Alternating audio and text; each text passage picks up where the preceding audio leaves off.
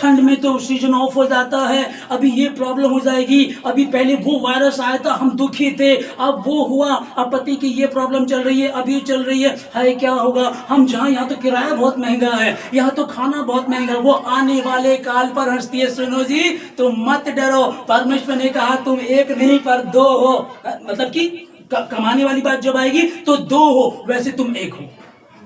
जब कमाने वाली बात है ना, पति कह रहा है यार मुझे कर, मैं अकेला करता हूँ, चिंता क्यों कर रहे हो, आप कहाँ अकेले हो, मैं हूं ना आपके साथ, हम या ऐसे हम दो हैं, डबल सैलरी होगी, वैसे हम एक हैं।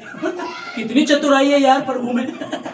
वो दो नहीं परंतु एक हैं, और वो अगर एक हो गए ना ये पति पत्नी, मैं कह रहा हूं आप ना धरती पर आपसे ज्यादा ना विद्वान आशीषमय कोई नहीं है, आपकी संतान भी इतनी आशीषमय होगी। बस दोनों प्रार्थना करें, खुदा के समीप रहें। जो ऑनलाइन सुन रहे हैं, भवन में तो क्या ऐसा कोई नहीं है, ऑनलाइन सुन रहे हैं, बीती रात जिन्होंने प्रार्थना नहीं की होगी, आज सो जाते हैं, थके हुए हैं, कपड़े धोए थे, ये हो गया वो हो गया, मेहमान आए थे, सैकड़ों बातें आपको बताएंगे आपको परमेश्वर से अलग होने के लिए, लेकिन एक ही तरीका है जो आपको आपके परमेश्वर के समीप रख सकता है।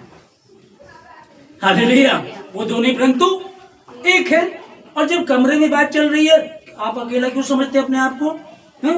आप अकेले थोड़ा ही हो, मैं भी तो हूं। अभी तो अपने आप को दो कह रहे हैं, ये दो तब बोल रहे हैं जब परमेश्वर, जब फैमिली को आवश्यकता है। मैं भी काम करूंगी, मैं भी कमाऊंगी, अगर मैं नहीं कमाऊंगी तो मैं राशन को ठीक से चलाऊंगी, मैं प्रार्थना करके राशन को चलाऊंगी। जब प्रार्थना करूंगी राशन पर तो कोई बीमारी नहीं होगी, बीमारी नहीं होगी तो डॉक्टर पे पैसा नहीं जाएगा, जब तरीके से खाएंगे तो हष्ट पुष्ट रहेंगे, पैसा भी बचेगा। कैसे भी, जरूरी नहीं कि काम करने वाली स्त्री हो, हालेलुया, है ना, वो वो बल और प्रताप का पहरावा पहने रखती है, वो आने वाले काल पर, है ना, बुरा भविष्य वही चल रहा है। कोरोना वायरस आया था, दिक्कत आ गई थी, फिर दिक्कत आई, फिर परेशानी, हम क्या करेंगे, कैसे चलेगा, समझ में नहीं आ रहा। अरे वो अंकल है, उनका इतना बड़ा बिजनेस है, वो भी परेशान हो रहे हैं, अरे वो ताऊ जी भी परेशान हो रहे हैं, सब परेशान हो रहे हैं। तू परेशान नहीं होगा, तू परेशान नहीं होगी।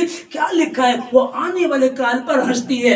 आई हैव ऑल्सो, मैंने तो भैया अपने खत्तों में इकट्ठा किया हुआ है, रिजर्व है मेरे पास है, मुझे घटी नहीं होगी, और सबसे पहले यहोवा का भय मानने वाली हूँ। वह बुद्धि की बातें, नीति वचन 31 का 26 में, वह बुद्धि की बातें बोलती है, और उसके वचन कैसे होते हैं जी, कृपा के। उसके वचन, वो जिससे बात कर ले, एक वो झगड़ालू से बात कर ले, वो भी खुश होकर चली जाती है। एक चुगलखोर आती है, ये तुझे पता उसके यहाँ क्या हो गया, वो उससे बातें करती है, वो आती तो चुगली करने हैं, लेकिन वचन को लेकर के चली जाती है। बहन चल चुगली खेलेंगे, चुगली मार तो चल जाएगी, उसके साथ ना खेलो, क्यों, उसके साथ चुगली करते हैं, उसके तो उसके अंदर से तो दया की बातें निकलती है, कृपा की बातें निकलती है। आमीन, हालेलुया। क्योंकि वो यहोवा के वचन को आदर देती है। तीतुस की पुस्तक 2 अध्याय 3 वचन, जैसे कि नीति वचन में हमने देखा, इसी प्रकार से वो जो भय मानती है, बल और प्रताप का पहरावा पहने रखती है, और उसके मुंह से पवित्रता के वचन निकलते हैं, ठीक है ना, उसी प्रकार से होनी चाहिए। जैसे कौन थी, मूसा की माँ, उसी प्रकार से बूढ़ी स्त्रियां भी हो, वो दोष लगाने वाली ना हो, पियक्कड़ ना हो, चुगलखोर ना हो, पर यहोवा का भय मानने वाली हो। हालेलुया।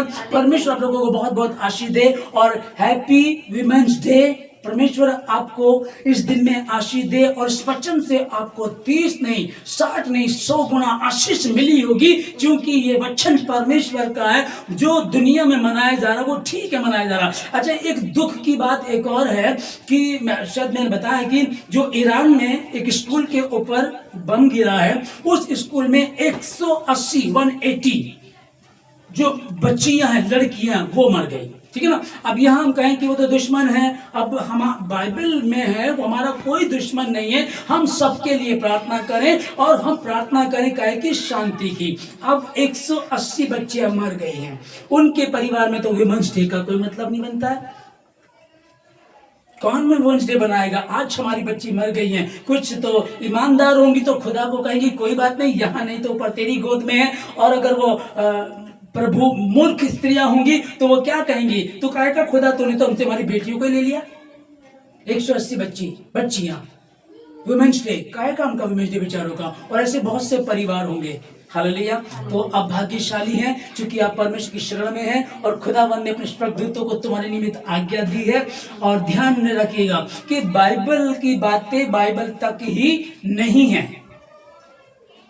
जी तो बाइबल है यार, नए नियम में यीशु मसीह 2026 साल पहले आया था तो उसमें लिखा है, ये वो थोड़ा ये नहीं, वो जो उसमें लिखा है वो आज भी है। और यीशु मसीह के नाम में मैं प्रार्थना करता हूं आप लोगों के लिए, जितनी बहनें हैं जो आपको कहीं लगता है पति में कुछ कमी है, बच्चे नहीं संभल पा रहे हैं, कोई दिक्कतें चल रही, चिंता ना करें। मूसा की मां ने रिस्क लिया और खुदा से प्रार्थना करती रही होगी, उपवास रखती रही होगी, विश्वास किया और कर्म भी किया और इस प्रकार से उसका बेटा उसी के उन जो इजरायली लोग थे जो 400 साल होने वाले थी गुलामी में, उनको छुड़ाने वाला बना। ये कब बना?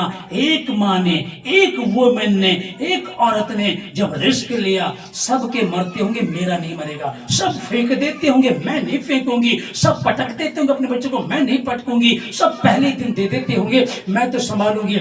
जितने दिन उससे बना उसने बचा करके रखा। आप भी कीजिएगा, उपवास को बढ़ाएं, प्रार्थना को करें और यीशु मसीह के नाम में तुम्हारे दुश्मन जो है वो तुम्हारे बच्चों को पालेंगे और उनका खर्चा भी देंगे यीशु मसीह के नाम में। हर अंधकार की शक्ति मिटे, तमाम गड़बड़ी का आत्मा यीशु मसीह के नाम से, जितने भवन में हैं, जितने भवन के आसपास सुनते हैं, जितने ऑनलाइन सुन रहे हैं, यीशु मसीह के नाम से हर निराशा, नेगेटिव थॉट, गलत बातें, बुरे विचार यीशु मसीह के नाम से आपके सोच विचार आपके जीवन से, परिवार से, घरों से निकालकर यीशु मसीह के नाम से आपसे दूर करके बांध देता हूँ। यीशु मसीह के पाक पवित्र से आपको, आपके सोच विचारों को, आपके परिवार को, आपके घरों को ढांप देता हूँ। आज के बाद स्मरण कीजिएगा, मैं एस्तर हूँ।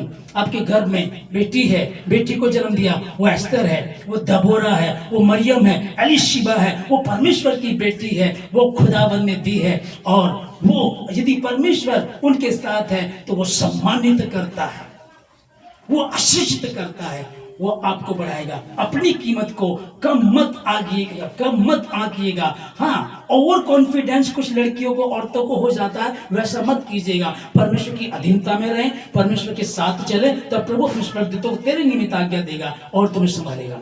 यीशु मसीह के नाम में परमेश्वर के प्रति ईमानदार हो, उसके वचन को आदर दे, तमाम जरूरतों को पूरा करेगा। यीशु मसीह के नाम से मैं आपको आशीष देता हूँ। धन्यवाद देते सब बातों के लिए प्यारे पिताजी। धन्यवाद के साथ सभी आदर विनम्र सेनाओं की आपको देकर प्रार्थना मसीह यीशु के नाम से मांगते हैं, आमीन।